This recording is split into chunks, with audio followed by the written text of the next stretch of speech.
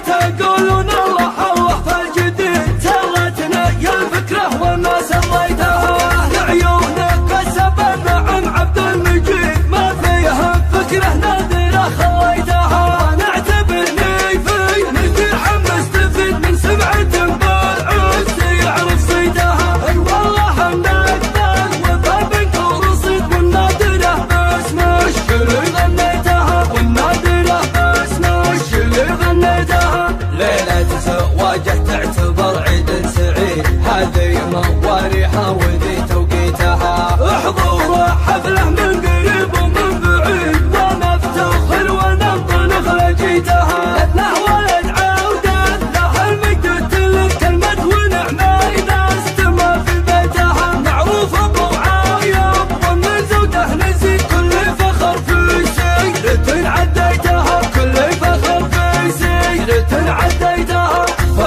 فهد عمه ويفعل ما يريد من هيبة المحدن قوة تشتيتها اليابا رب يضرب بسيف من حديد واليابا رد ما ينقصر من هيتها والراية راية العز والراية السديد معروف عنده يا الرجال وميتها يقدم على الميدة فبحزة من جود هذه من الصلاة يا عديتها وهذه من الصلاة يا عديتها واحمد ترى جده وهو عقب ضديد ويقول انا دريتها مخطيتها هذا هو اللي ياخذ سلاح العقيد يطعن بشرفه فالنحر تثبيتها والعزوة لطها لك سيف الحديد وانا افتخر في دمتي لو طريتها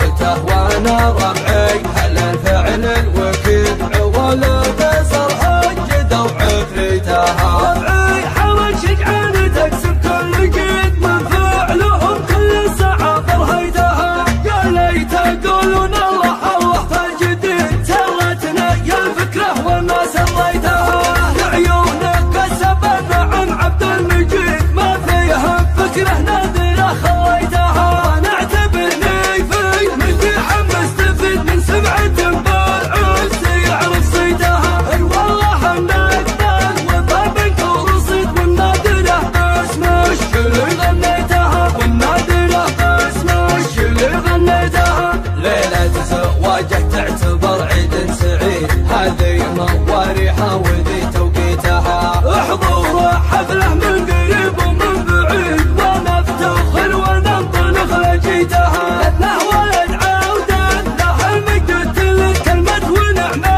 إذا استمر في بيتها معروف أبو عايب ومن زوجه نزيد كل فخر في سيرة عديتها كل فخر في سيرة عديتها فهد عمه ويفعل ما يريد من هيبة المحدن قوة تشتيتها اليابا رب يضرب بسيف من حديد واليابا رد ما ينقصر من هيتها والراية راية العز والراية السديد معروف عنده يا الرجال وميتها يقدم على الميدة فبحزة من جود هذه من الصلاة يا عديتها وهذه من الصلاة يا عديتها واحمد ترى جده وهو عقب ضديد ويقول انا دريتها مخطيتها هذا هو اللي ياخذ سلاح العقيد يطعن بشرفه فالنحر تثبيتها والعزوة لطها لك سيف الحديد وانا افتخر في دمتي لو طريتها قلته وانا ربعي